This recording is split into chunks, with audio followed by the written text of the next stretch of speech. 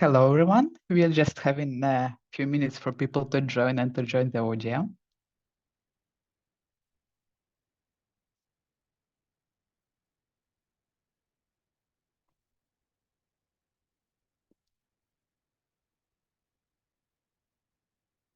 So welcome on board for the second seminar, the SYSTAC series, Systems for Health, System Thinking to Improve Health Through Societal Systems.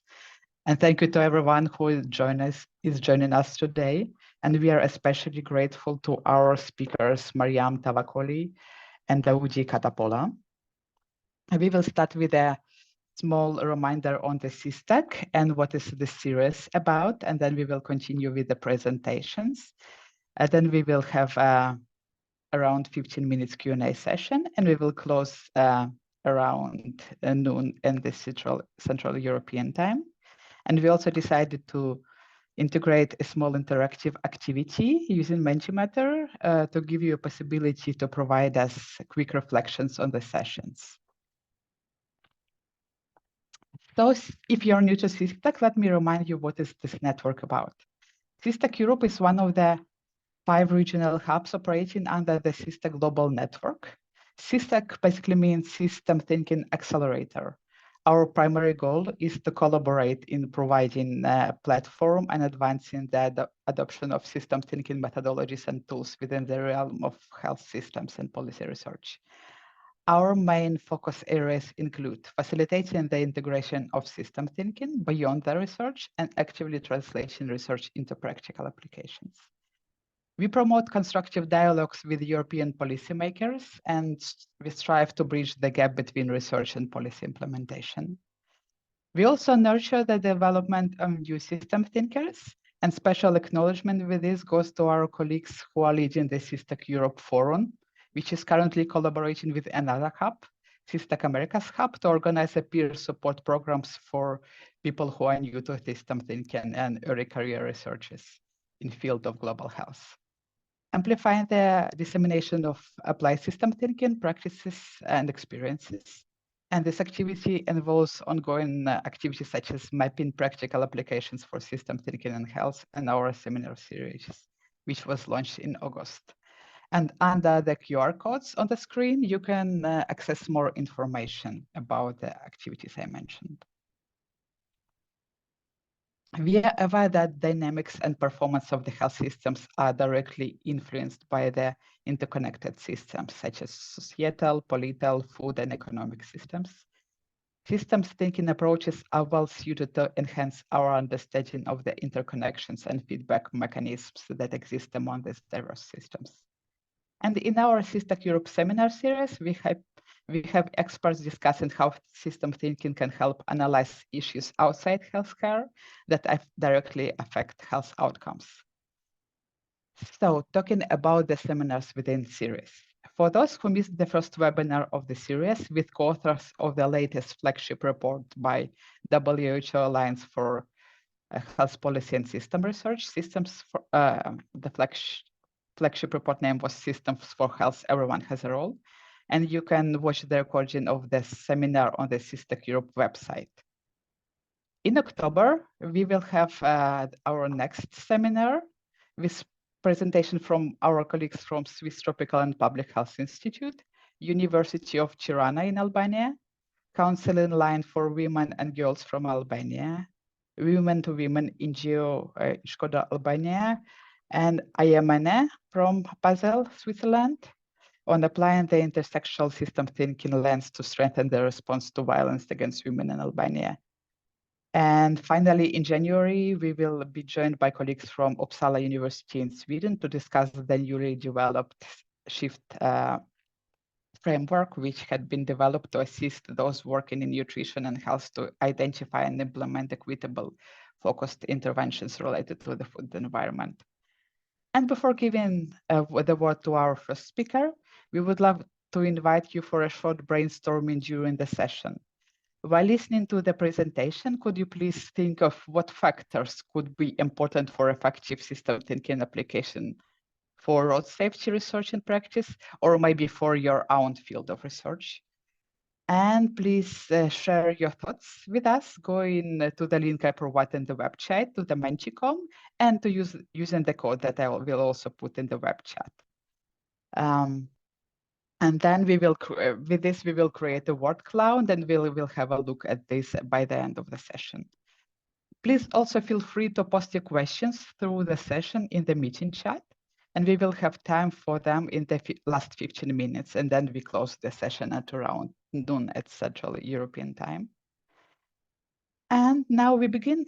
I would like to introduce our first speaker, who is Maryam Tavakkoli.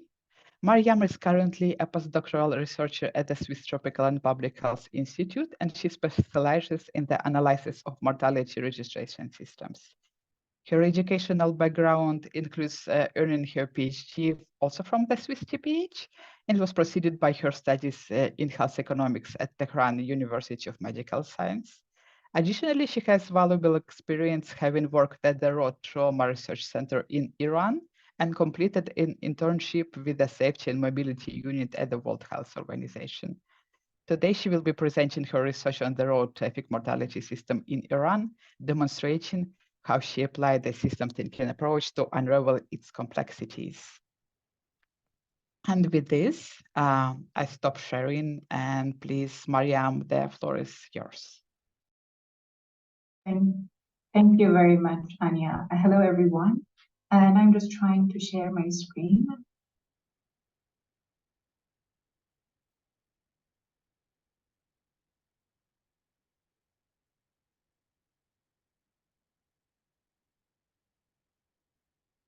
Okay. Anya, could you just give me like a sign that if you can see the screen? Perfect. Thank you. I'm very glad that today I will be sharing the result of our study in Iran.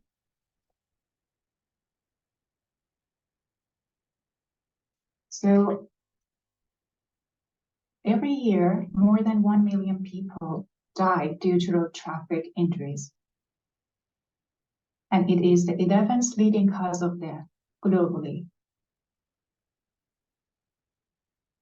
In Iran, road traffic deaths are the 5th leading cause of death, with a death rate of more than 19 per 100,000 population. Comparing these statistics with global statistics, we can see that Iran is among the countries with the highest road traffic death rate.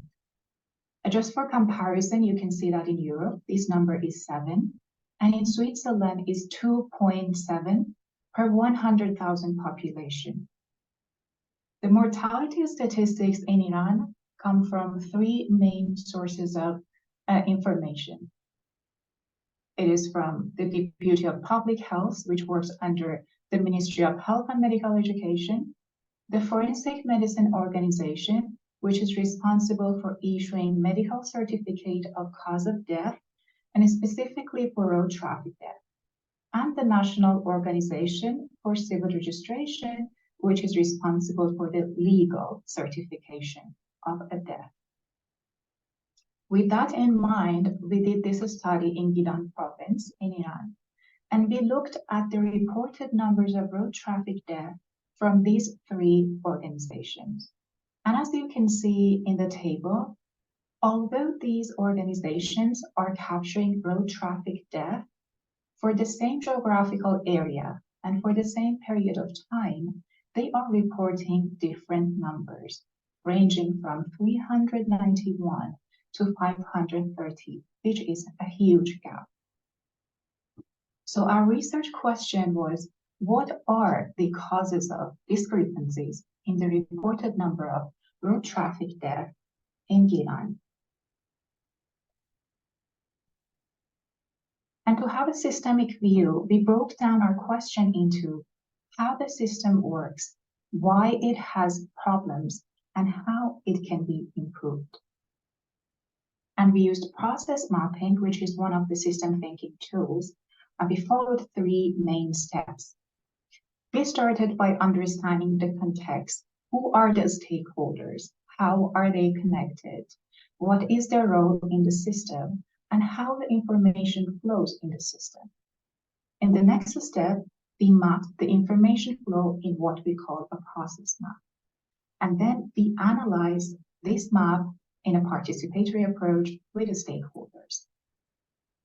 To understand the context, I have done document reviews, going through the SOPs, Memorandum of Understanding between stakeholders, guidelines, and the documentations that were in Persian and also available in English. Then I have done some key informant interviews with representatives from different stakeholders. In the next step, I listed 4 identified stakeholders in this process.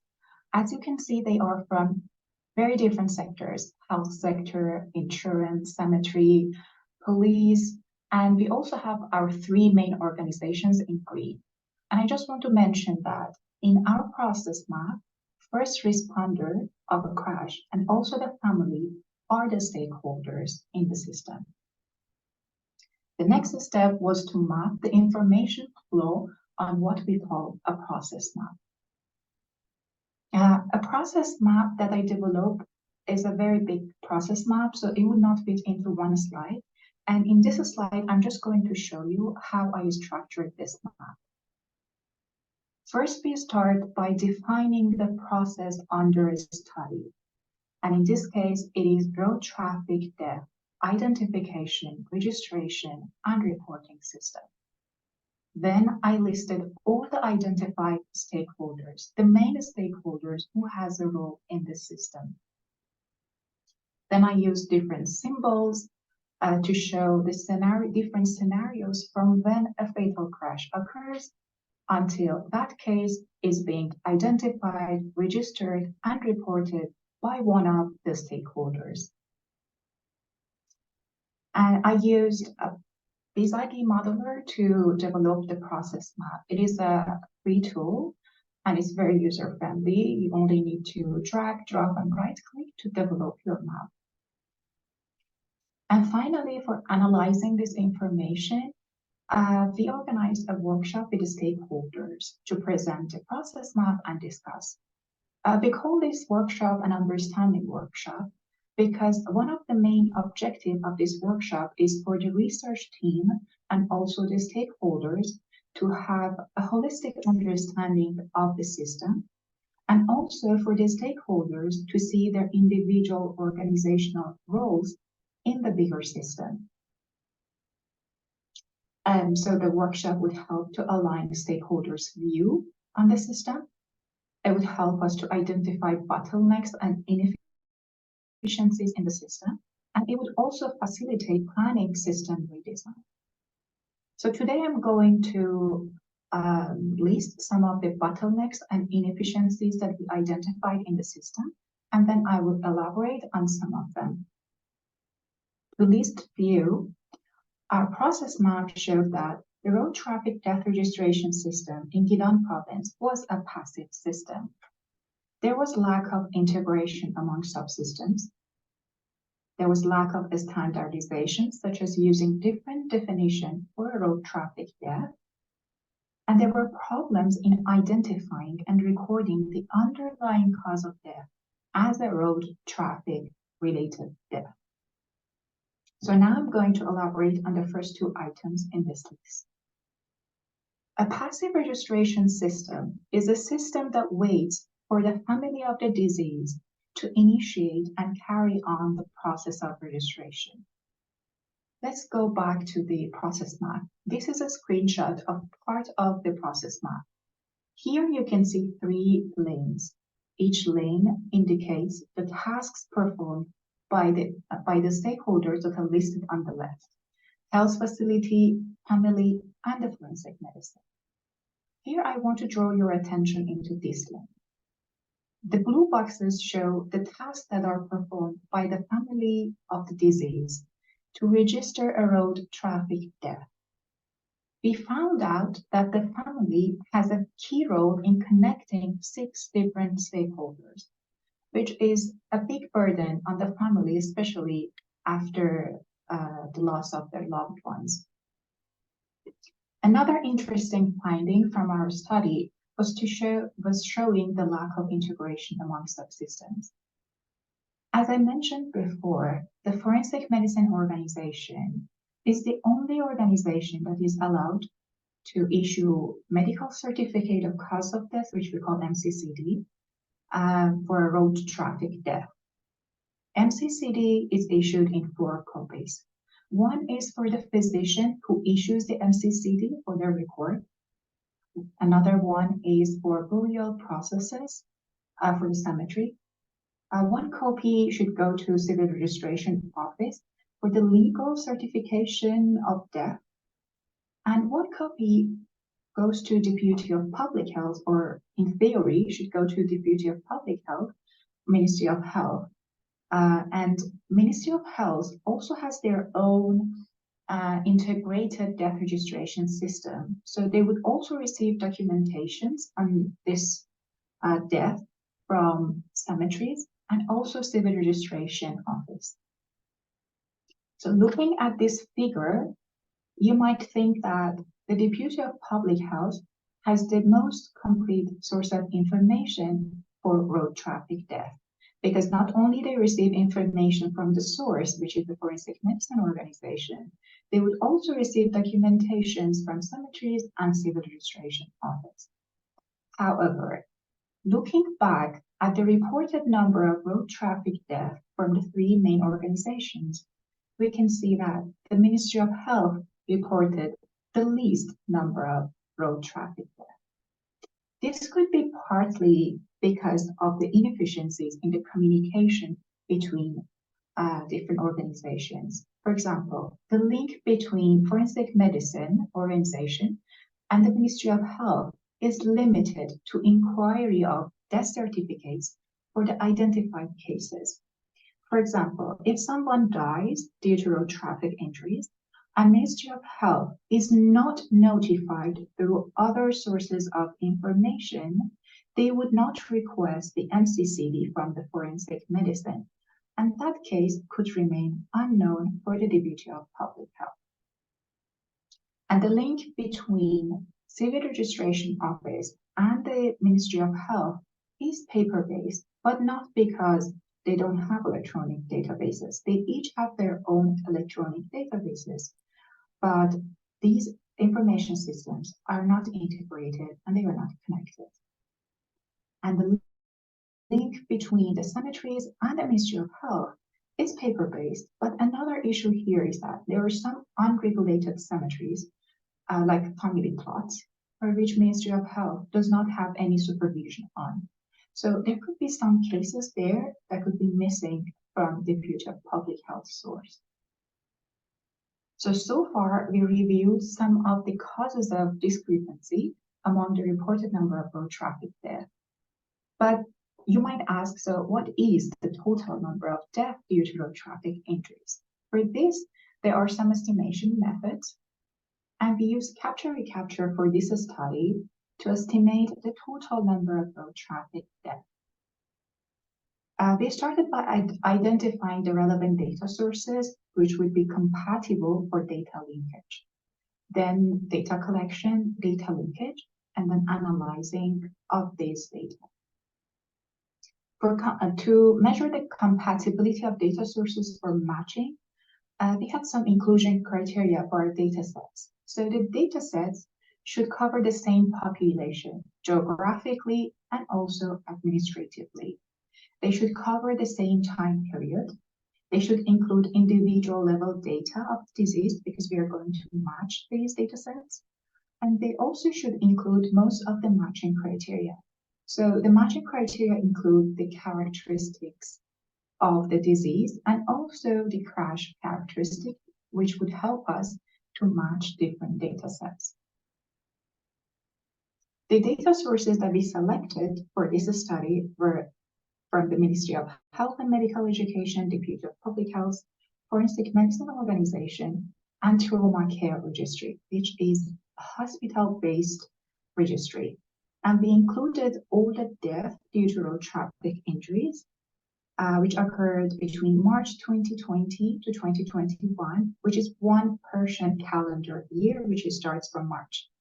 And the place of death would be Gilan province. Then I had done data linkage, which is an iterative process. I started with data preparation, 3 data sets. Then I had done the first round of deterministic matching using the exact ID number and the full names. And then I had done several rounds of probabilistic matching using other matching criteria. So going back to our question, what is the total number of road traffic deaths in Milan? This means that we need to know the captured cases by these 3 sources, plus the missing cases, which is unknown for us. The result of the linkage gave us 600 unique cases that are being captured by these 3 sources of information. And you can also see the overlaps between these sources.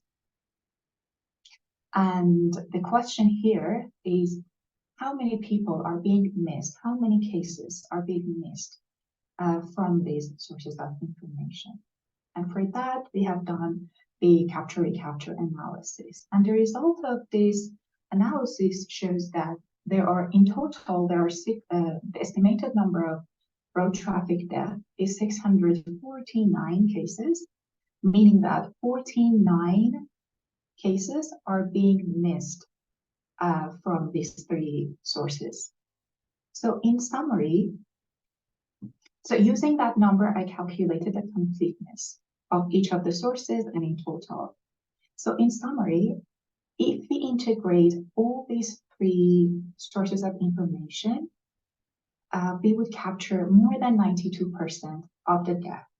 But if, as a policymaker, I would decide to use one of the sources, then I might face between 20 to 55% underreporting. So the summary of my presentation, we reviewed that road traffic death information system consists of many different subsystems, which is hosted by different sectors. We saw that there was a discrepancy among the reported number of road traffic deaths, and no single source provided the true number of road traffic deaths. And we also saw that by integrating the incomplete sources of information, we might increase the completeness of the capture. So in this case, we could capture more than 92% of the death if we integrate all the sources of information. And we also reviewed that the participatory system approaches, such as process mapping, help us capturing the root causes of underperformance of the system. And because we are engaging stakeholders in our discussions, then they would come up with the ideas to improve the system and take the ownership of these innovative ideas. Thank you very much, and I would like to acknowledge the support that we received from the team in Milan province. And thank you for the SYSTAC team for giving me this opportunity. Thank you so much, Maryam, for walking us methodologically through your research. And also it was really interesting to hear about the challenges and how you addressed them.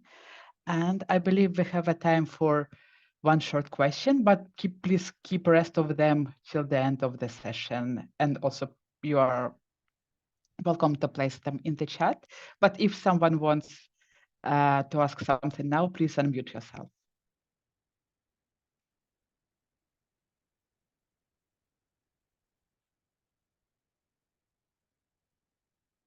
Okay, so if we don't have specific questions for now, we are very happy to move to the next presentation of Daudi Katopola.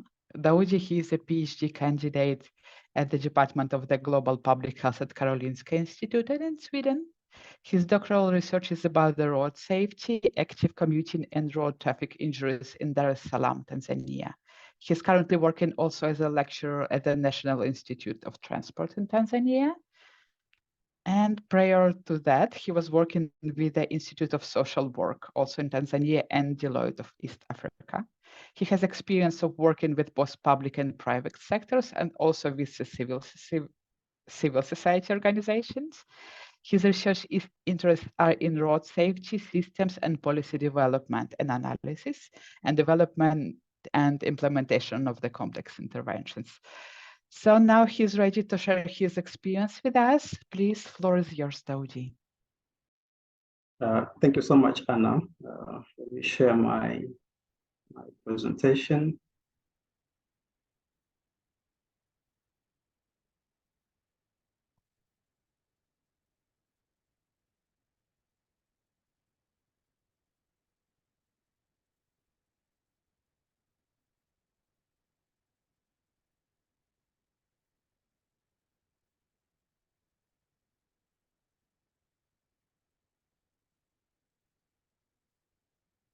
Okay, I hope you can see my PPT.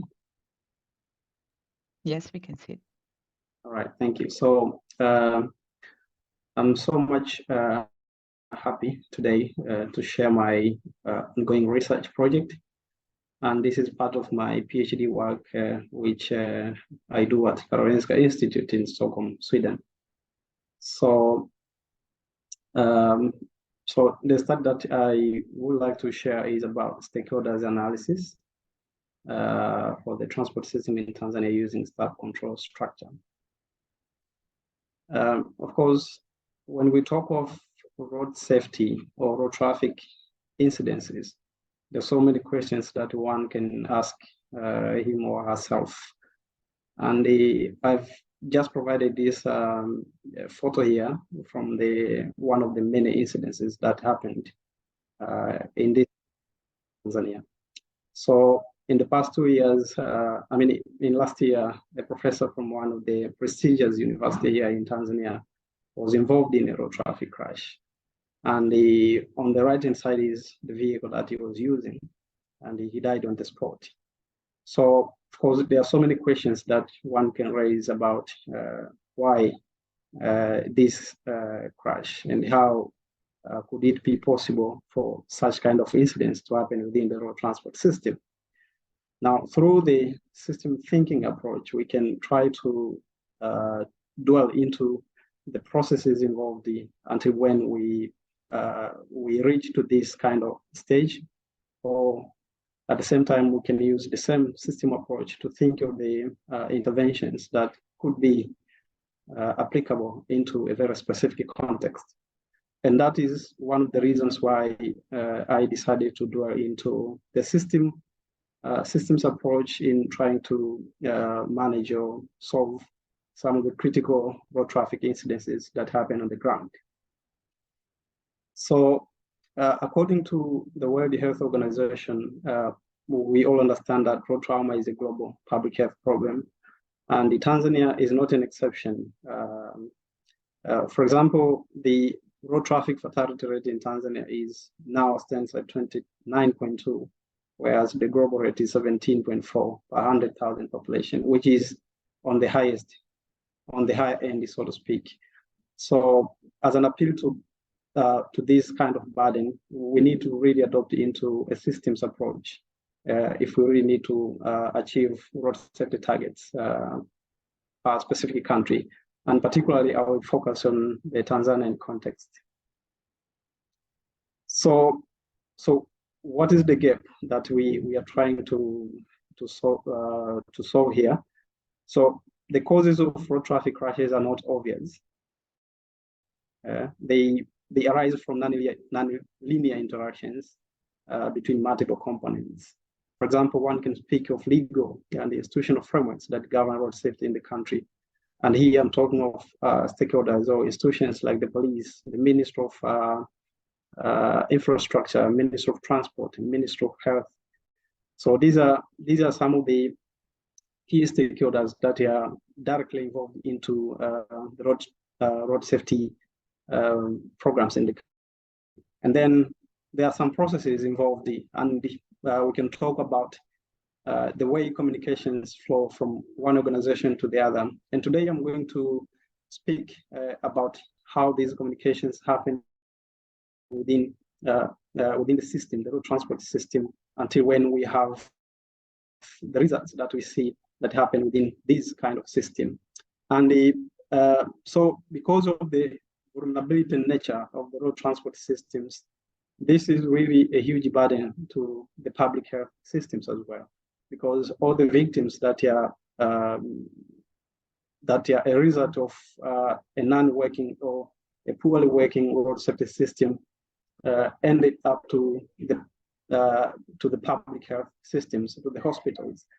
And there are so many incidences that we have here in Tanzania that some hospitals have went further to open specific wards for the people that were involved in road traffic injuries.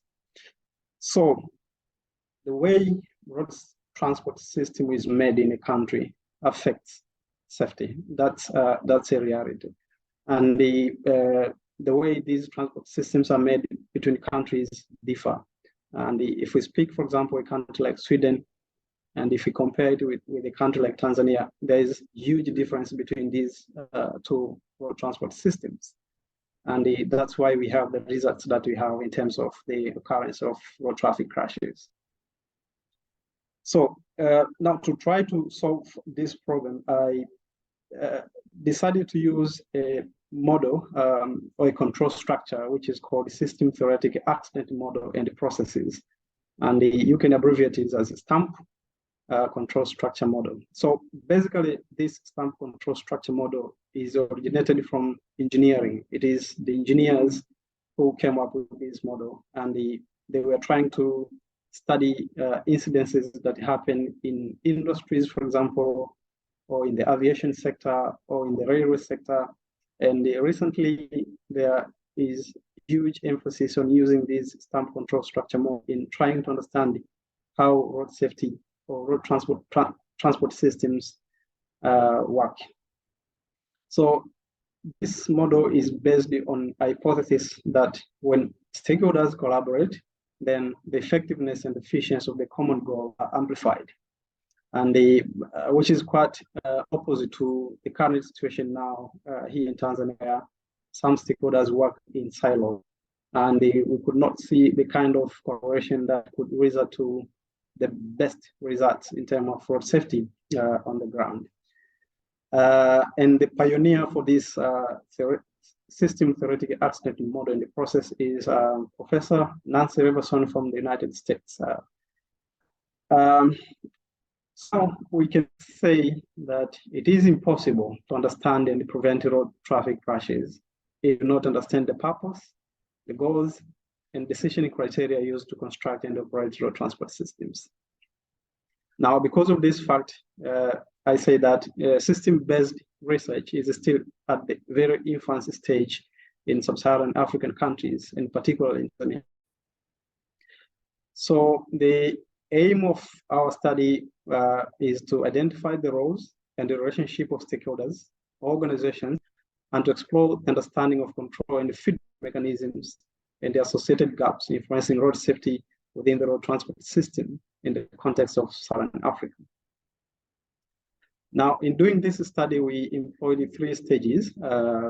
So the first stage was to do a documentary review, where we consulted a number of academic literature, and then we consulted the industry documents and industry websites. Now, the aim of doing documentary review is first to understand how the current system in Tanzania operates, and also to identify some key stakeholders that are involved in managing and operating the road transport system at large. And after doing the documentary analysis, we got a couple of organizations or stakeholders, and they totaled 114. Then we went to the second stage of collecting the data, where we did in-depth interviews with the expert stakeholders, where we invited 35 expert stakeholders from within the Tanzania. However, only 30 stakeholders accepted to participate in the interviews. And all of the people that we interviewed were senior, and they had enough experience in terms of understanding how the road transport system in Tanzania works, and then the policy formulations and development, like the processes that are involved in. So the mean years of experience for the people that we interviewed were 18 years of experience. And then after doing the documentary review, knowing the number of people or organizations that have a huge stake in the road transport system, and then after having the interviews with the expert stakeholders within the road transport system in Tanzania, we went further to develop a stamp control structure model. And the focus was only to understand how controls and feedback move within the model. And soon I'll explain what we mean by controls and feedback. So these are some of the quick results that I could share. Like the mean age for the people that we interviewed were 46.5, and most of the organizations in which these were from the public sector, where we had 43.3%, and a lot of these people were having interest in the human factor and the road safety advocacy, so to speak. So this is an example of a stamp control structure as it appears. So basically, it has several levels. We have, for example, international context, and then we have another level, which is comprehensive, where it comprises of Tanzanian society and culture. This is where we find the locally established organizations here in Tanzania. So for international context, we are speaking of organizations like the World Health Organization, the World Bank, International Monetary Fund, where these organizations have huge stake in the way the road transport system is operating in a country like Tanzania, where they put a lot of funds, but also they support research and several other road safety interventions. And then the second category is that which comprises of Tanzanian society and culture, where we have organizations from level 1 to level 5, level 1 being the parliament and central government, all the way down to level 5, where we have operational processes and environment. In this stage, we talk of components like the road environment. For example, we have these traffic lights. This is the quick example that I believe everybody can understand.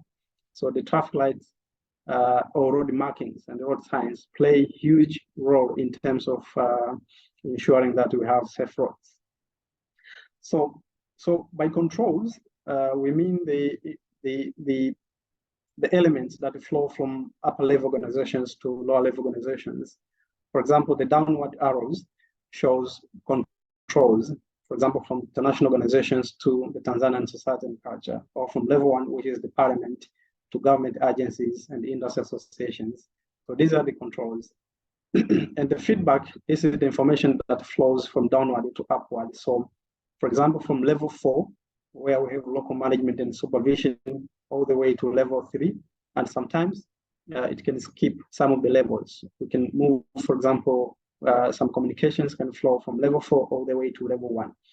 So I'll share with you some of the controls that we found out, like funding and the road safety research and interventions, specifically from international organizations to lower level organizations in the Tanzanian society and culture. And then we have law enforcement, for example, the police, which has a huge stake in enforcing the Road Traffic Act here in Tanzania. But also we have training component. It is also a control, because driving schools have a role to train drivers. And these are the key players when we talk of safety in the road transport system. So these are the controls. And then some example of the feedback, like government reports, moving all the way, for example, from level 1 to international organizations, or research proposals, reports, and findings. For example, when the international organizations provide some funds to locally established organizations, they expect some reports about the findings in as far as road safety is concerned.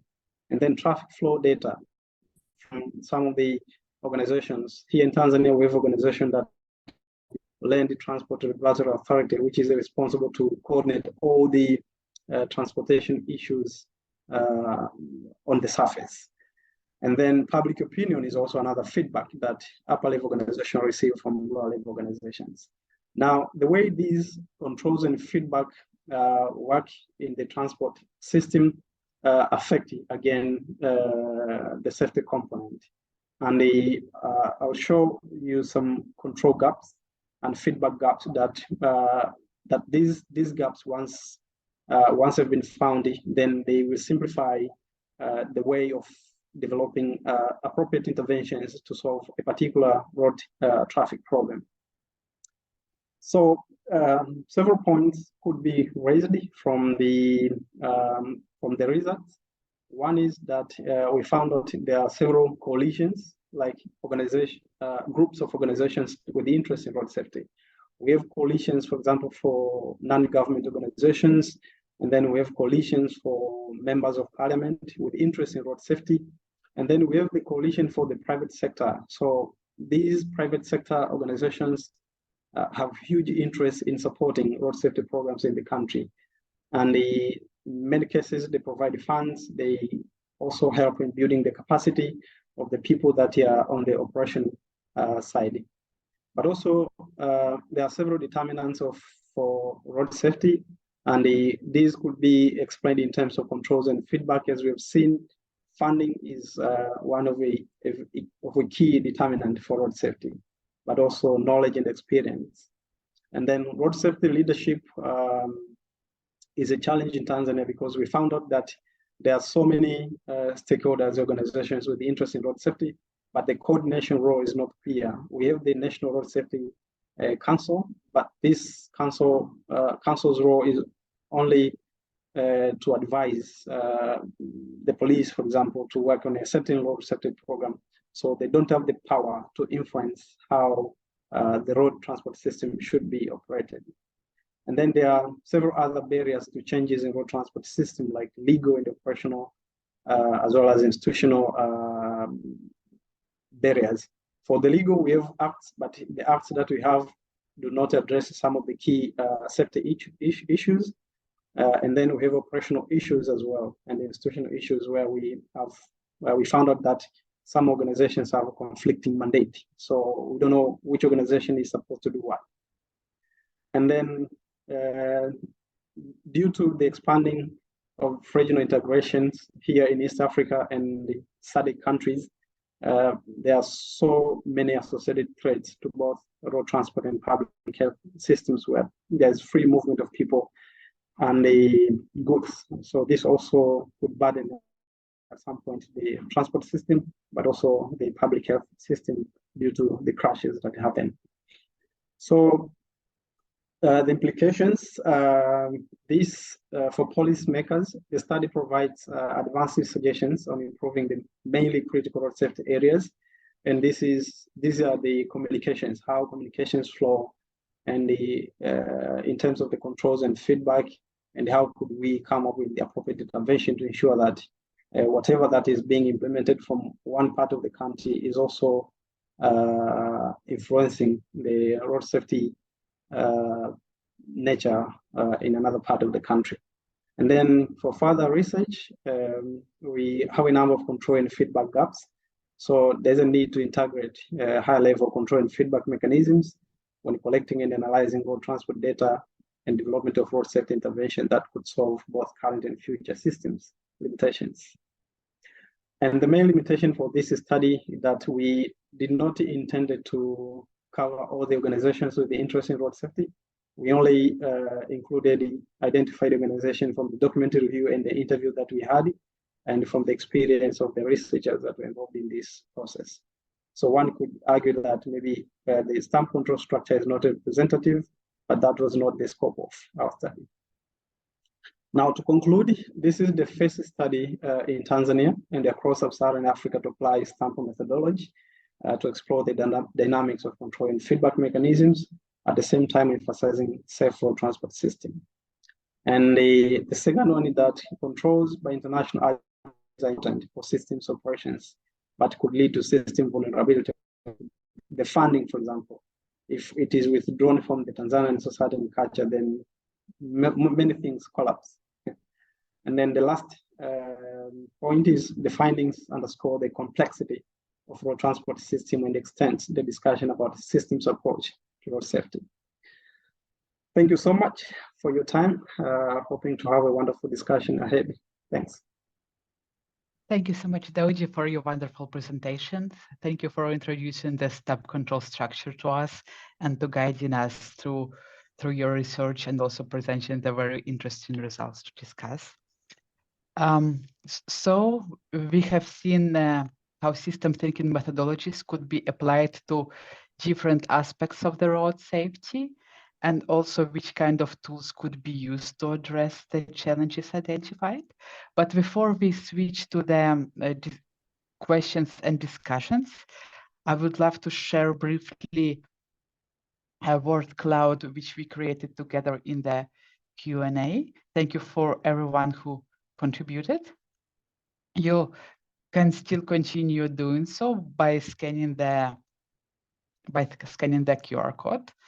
And I would remind for those who joined lately that we are reflecting on what could be the enablers for successful system thinking integration for the road safety.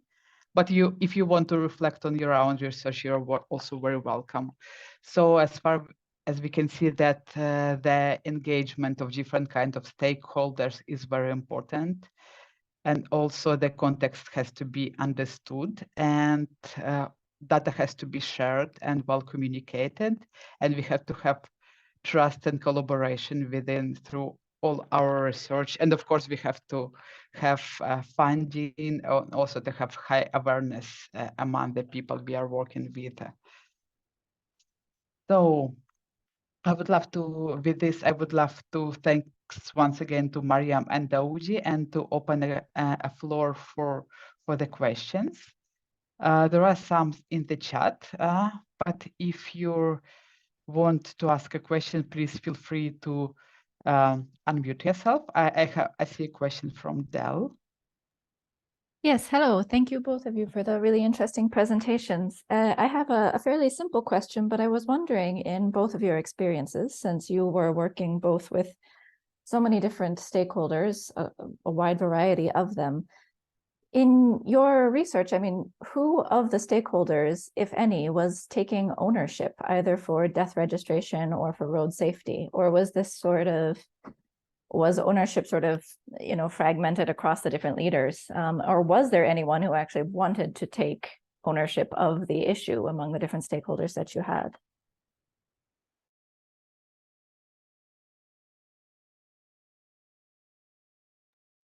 I can go first. Thank you, Del, for your question. That's a very interesting question. So in the death registration case, I worked in at province level. So the information, basically the main source of information is forensic medicine for road traffic death, because they are issuing the medical certificate of cause of death. However, for reporting, although the completeness of the reports are much better than the Ministry of Health, but the main responsibility for reporting death is by the Ministry of Health in Iran. So they have this integrated information system. And then we have Civil Registration Office, which is, so each of them, they work in different ministries. So it's a little bit difficult to say if the collaboration works between them. But I had the privilege of working with a very good team in Gilan. So they had this working group of accident prevention, and they have already forensic medicine representative and Ministry of Health representative in that committee.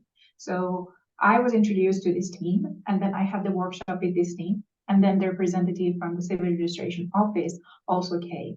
What I would say was that the Ministry of Health was benefiting from these the most. So they were really trying their best to help facilitating this workshop, because they could see that, oh, there is this information that we are missing. Oh, like this stakeholder just has this very interesting information that we want to have, and we didn't know that.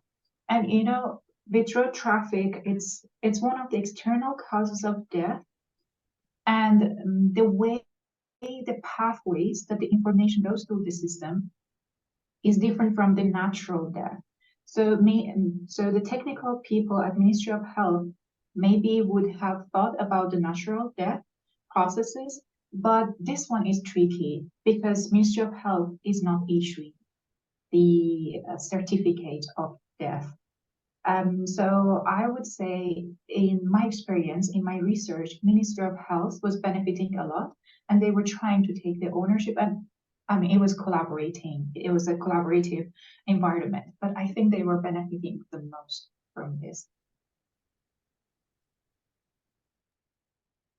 Yeah, maybe to add on that, for road safety in the context of Tanzania, it's I can say it's somewhat vague because it is not really known who is doing what within the road transport system in the country. Of course, we have the police, which is trying to enforce the legislations in the country, but we have several other institutions that have huge stake in the road transport system, and particularly in road safety. For instance, I can mention of the existence of the National Road Safety Council, which is the higher level organization within the structure here in Tanzania that is supposed to coordinate all road safety programs in the country, but it doesn't do so because of the limitations that we have in terms of legal and institutional frameworks. But again, we have another institution, as I mentioned during my presentation, and it is called Land Transport Regulatory Authority. Of course, it is mandated to regulate the business component, but at some point they find themselves doing the role that the police or the National Road Safety Council is supposed to do. So there's conflicting roles and mandates within the structure, and this could be one of the limiting factor for the state of road safety that we would wish to see in this context. Thank you so much, Daudi and Maryam, and thank you, Del, for your wonderful question. We have another question from Rachel Cassidy. Rachel, do you want to voice it? Hi, guys. Thank you so much for those presentations. That was really, really interesting. So my question for both of you was, in your respective projects, what would you say the greatest challenges you've both faced in using these innovative methods for research and policy evaluation? Thanks. That question directed to me? To both of you, or to either. That would be great. Thank you. I didn't get it very well. Sorry. Oh, apologies. Sorry if there's a bit of background noise here. So my question was related to the greatest challenges that you've both faced in your respective projects in relation to these innovative methods that you've both been using. Thank you. Okay, yeah, maybe I can speak on my part where I use the stamp control structure. So, as I said, the original version of the stamp control structure was from the engineering. So it is mostly the engineers who are using this kind of methodology to do their studies. So now, trickling that to the project that I did, I faced this a challenge of plotting because it's a huge structure. I didn't show it during my presentation because it is so complex. There are so many stakeholders involved. Like, imagine you have 114 organizations to show them in one slide or one like A4 paper. So it's a complex to identify which organization is supposed to be at which level. Let's say for international organization, there's no problem. But talking of the locally established organization, it's somehow a challenge to know that, for example, the police is supposed to be at level 2, and how these police and laws controls to driving schools, just an example, and how these driving schools are supposed to provide feedback to the police. And so doing that was complicated, but again, the most complex was that we found out there were no formulated structures of controls and feedback in the text. So at some point it is hard to determine like the kind of that, for example, from the parliament to the Minister of Works or Minister of Transport. And the same applies to the kind of feedback and how that feedback is supposed to go from the ministries to the parliament. So there are some limitations that were involved in, and these two were the main critical ones. Thanks. Thank you, Rachel. From my side, one thing that was a consideration for us was when we started this project was that because we are coming from an academic background and then we are collaborating with different stakeholders, so we need to gain their trust because they're going to share some of the inefficiencies of how they work. And if we gain that trust, then we could have a better picture of how actually the system is working. But as I said before, I had the privilege of working with this group for some time, even like before I was working with the Trauma Research Center. So they were, some of them were my colleagues. So that made it much easier for me to gain the trust of the other stakeholders because they were working with a research center that they had been collaborating with. But that's one of the concerns when we are coming from academia and gaining the trust of the stakeholders. And also another challenge that I faced was that, so it's understandable for me because they were going to share the individual level data that they had. Although they were open to sharing this information with academic people, but they were not very, it was not a very clear process. So I had to go through ethical clearance in Switzerland, in Iran, and with all these organizations that I received information from them. But still, I was not sure if I would receive this data from them to analyze. So sometimes this information is kept in one of these organizations and it's not being shared. And sometimes they would not share this with researchers because of sensitivity and the procedures that they have, data security. But I thought if these processes were more clear, then we could have find like better ways, and it would have facilitate and maybe accelerate the process. Because at some point I had to wait maybe 2 years for one of the organizations to give me the green light that they would share their information with me. And with one of the organizations, I could not access their information at all because they were not open to sharing this information with any research organization. So these are some of the challenges in dealing with individual level data from different sectors, ministries that are not health. With health sector, it was much easier. Really interesting. Thanks so much. Thank you so much. I believe we have just some time for one small question, if there is any. Okay, otherwise, we would like to stop the discussion here. Anna? So thank you. Yes? I think there's one question in the chat if we have a minute. Sorry. That's okay. Okay. Thank you so much. Okay, so we have a question from the Sun. Sun, do you want to voice it or shall I read it? Can you hear me well? Yes, we hear you a bit. Sure. Yeah. Great. No, I'm just, well, thank you both for the presentation. And I think you mentioned a good point, Maryam, on the trust building along the journey. I'm just wondering, of course, this is another tool that many stakeholders are not familiar or yet too familiar with. So what was your experience and what are the responses towards the tool? What did you do to actually increase acceptance and adoptions of the tools, or if the stakeholders are resistant towards the tools, maybe they're so overstretched, overloaded of their work, they see this as extra work. So what do you do convince them in reducing the resistance toward the tools? Just curious about it. Thank you. Thank you very much, Son. That's a very interesting question. So in my case, so I had done some key informant interviews before the workshop. So I described in these interviews that what I'm going to do and what I'm I'm going to do with this information? So I will draw a map and then I will show in this workshop to you.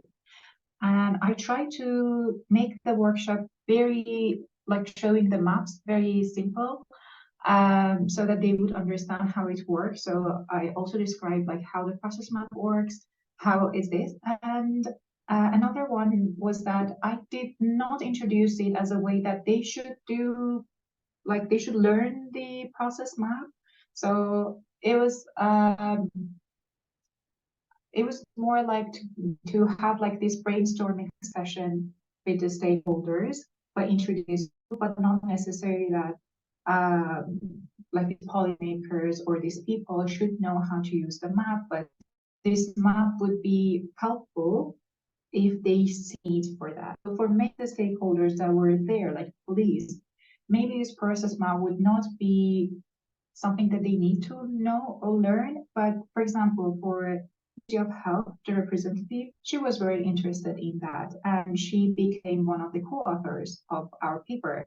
So this led to her to understand how the process map works and to collaborate with her even more. But I would say keeping it simple with the workshop with the stakeholders as much as they would need to know. And of course, there will be some of the stakeholders who would benefit from this skill building. So they would learn how to use these tools.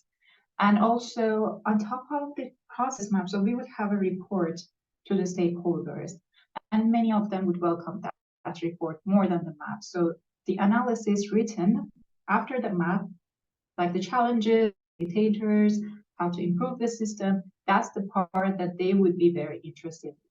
So I would say, depending on the stakeholders, it could be different.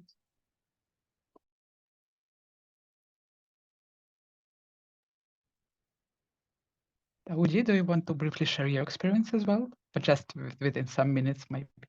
Yes, in some seconds, because I see we are out of time.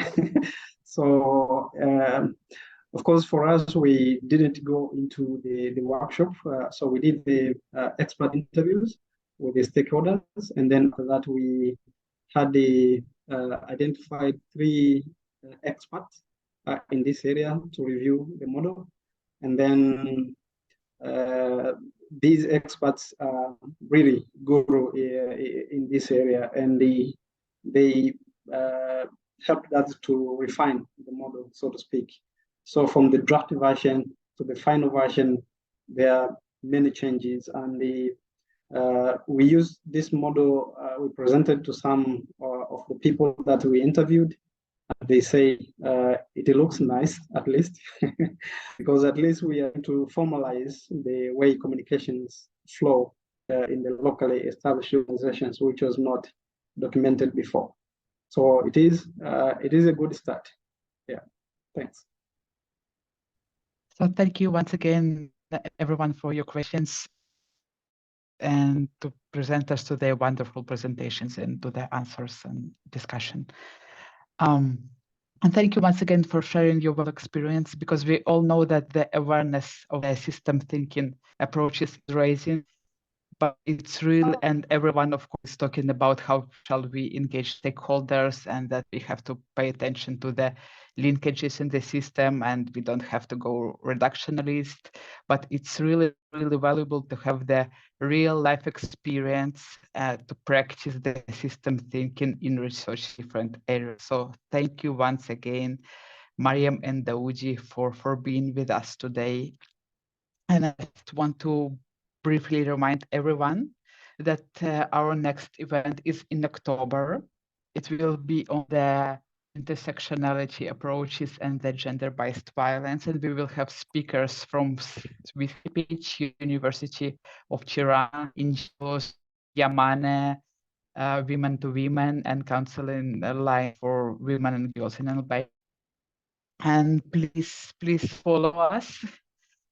Those you can subscribe to our mailing list on our website. I shared in the chat, so you will be updated on the information coming. And also on the website, you also can learn about other activities, the peer support program, and the mapping of the current approaches on the system thinking application for health. So please don't overlook this opportunity.